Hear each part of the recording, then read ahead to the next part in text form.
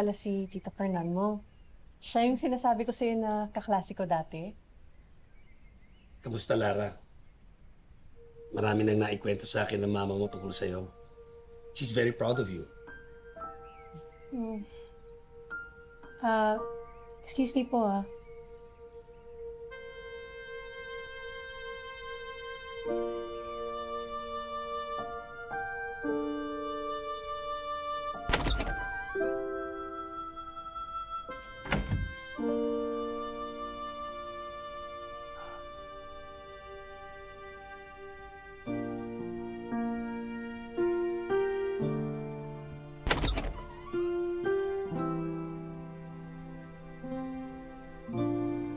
Yeah.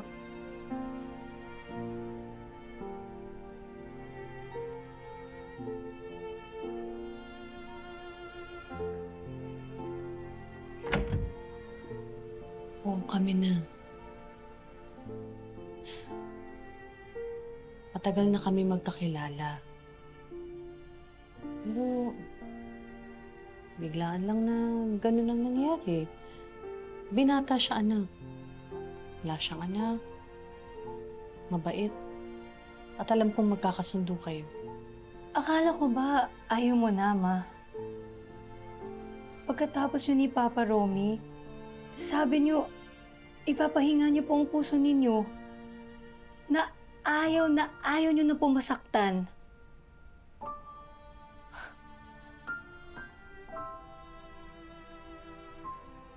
Oo nga, ganun nga. Ganun nga naramdaman ko. Pero, hindi ko maipaliwanag sa'yo, anak eh.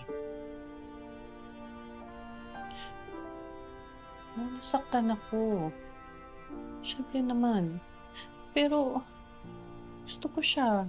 Gusto niya ako. Di ba pwedeng subukan muna namin? Hindi susugalan.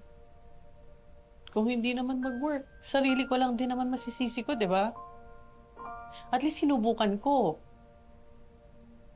Ayokong tumanda mag-isa, no? Takot din ako. Pero Ma, nag-promise ako sa inyo, di ba? Hinding-hindi kita iiwan. Tayong dalawa lang, sapat na. Di ba? Oo, alam ko naman yun, anak. Pero, ayokong ikaw ang magkamali sa pagdamay sa akin.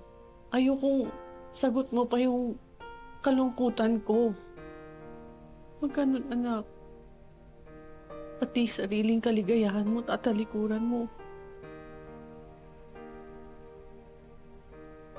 Mas gusto ko sanang suportahan mo na lang kung anong makakapagpaligaya sa akin, anak. Mahal mo ba siya, Ma? Kaya ko siyang mahalin. Pero anak, gusto kong malaman mo na importante sa akin kung anong nararamdaman mo dito sa relasyon na to. Dapat alam mo na mahal ka ni Mama. Ikaw ang mahal na mahal ko. Kahit na 10 lalaki pa mang-iwan sa akin. Basta ikaw hindi mo ako iiwanan. Intindihan mo, anak. Mahal kita.